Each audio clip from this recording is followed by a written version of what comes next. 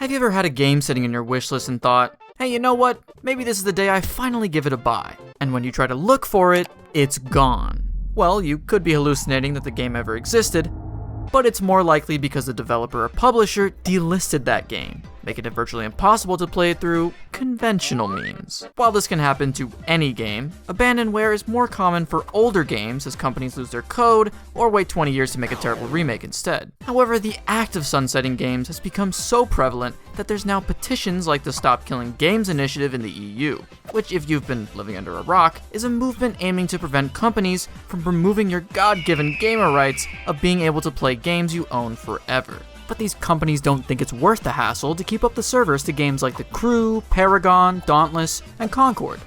Okay, maybe they had a point with that last one. The main reason given for these games getting canned is a lack of consistent players. And yet there are instances where multiplayer games have relinquished their servers to the community, allowing them to stay alive without the need for a dev team. Also on the single player side, despite being delisted, games without DRM, basically anti-piracy software, are still playable if you already own them. Such is the case with the fairly obscure game, MOUTHOLE, from Welsh developer Anything Knows Productions. What the hell is even that? Who unfortunately in May of 2025 had to shut down their entire studio only 1 year after releasing their game. But right before they did, they gave away that game for free, and I just so happened to snag a copy of it for myself. But I bet you're wondering what this game is even about. Well, to answer that question, I have to pose another. Do you ever look at someone and wonder, what is going on inside their mouth?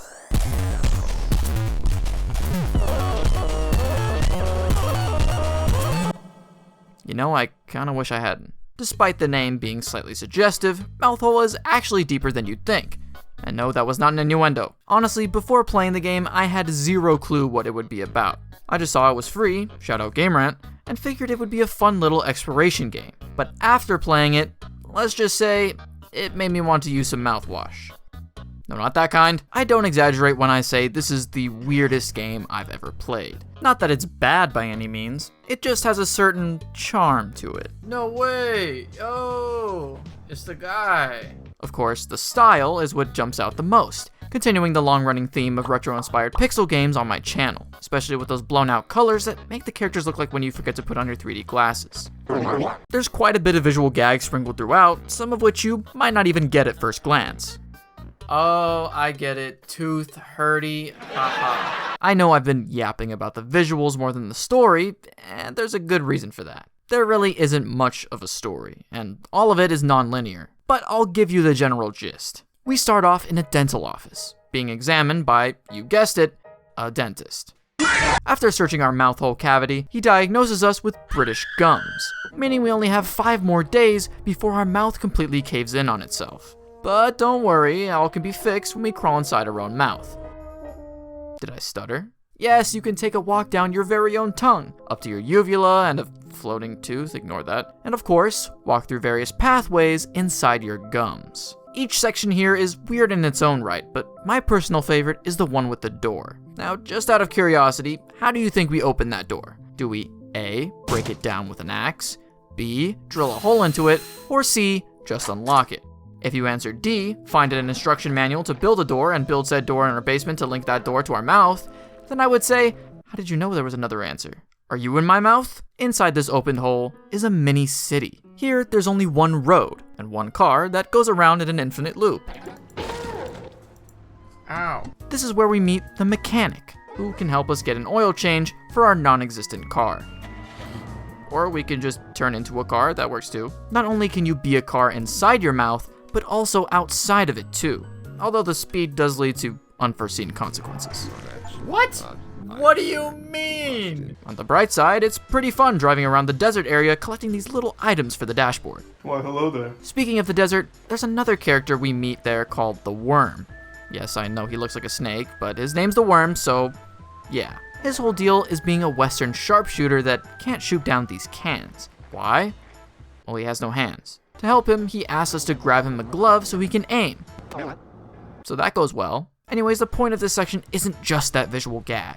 It's actually about gardening. A watering can. Hello. It's dangerous to grow alone.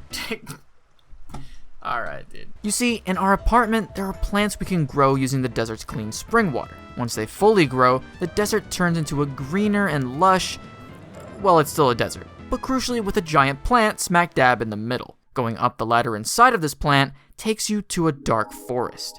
Something feels off about this place, but you can't exactly pinpoint why. Another note.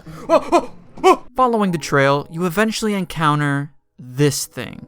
A mangled figure that looks an awful lot like you, and it looks happy to see you. Oh no! Luckily, you have a car and easily outspeed it. But hey, isn't that... What a place to run into each other, huh? Looks like it's just you and I, though. Ah, well. Now tell me, why were you coming down this road so fast? You look like you were trying to outrun something faster than... No! Interestingly, this is the only real horror section of the game, so expect the game to have less of that and more of this. You accept Scaletronics as your reward and failure. Yes. Thank you for your patronage. What? And just when you think it couldn't get any weirder, you see that hole with all the green goo splooging out? Inside of there is a little area called the Mind's Eye, where inside are eye notes that produce various sounds. Now you could just unearth them all and listen to this banger, or you could find the ones that harmonize and listen even closer, taking you to another plane of existence. If it wasn't obvious already, this is basically on acid the game. And just like actual drugs, taking it in for too long leads to your death. Yeah, so a lot of things in this game can kill you, and that's pretty much the theme. If any of you have seen my video on how fish is made, that game is all about choice. And no matter which choice you make, it ultimately ends with you dying all the same. It's a similar case here. Even if you do everything right, brushing your teeth, pumping iron for like 3 hours, hitting it big at the stock market, and doing all your chores, at the end of the 5th and final day, you come face to face with reality. You're already too late. No matter the steps you took, no matter how many endings you got, it all ends the same way. But at least you get a little snail coin once you finish. Yeah. And that's basically MOUTHOLE. Like I said, weird game. But you can tell the devs had a lot of fun with it. It's also cool we get to peek behind the curtains a bit. Basically, if you punch your uvula enough times, you can fall down your trachea to become small. Going through this mouse hole, there's a whole gallery of behind-the-scenes artwork and concept art. This, to me, is the true ending of the game. The one case where your end is less tragic and more reflective on the entire journey you had up to this point. It's almost as if they knew the game and their studio wasn't going to last, so this was their way of showing the player that even if the game goes away, there's still a way to see all the work they put into it.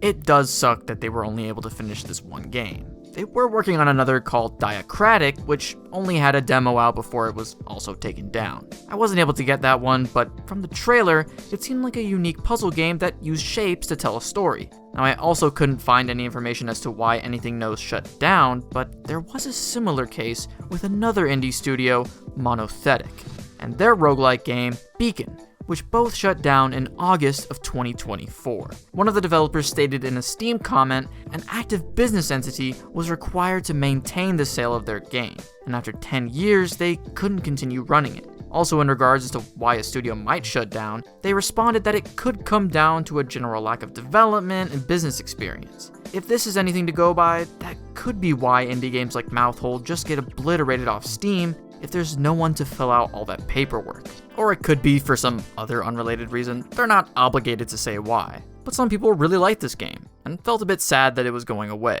However, being delisted from Steam doesn't always mean once they're gone, they're gone. After all, if the devs uploaded the game to a site like itch.io or the Internet Archive, which both of them did respectively, then you can still download and play them, just with no achievements. This is all to say that I love that there are means to preserve small indie games like MOUTHOLE and Beacon.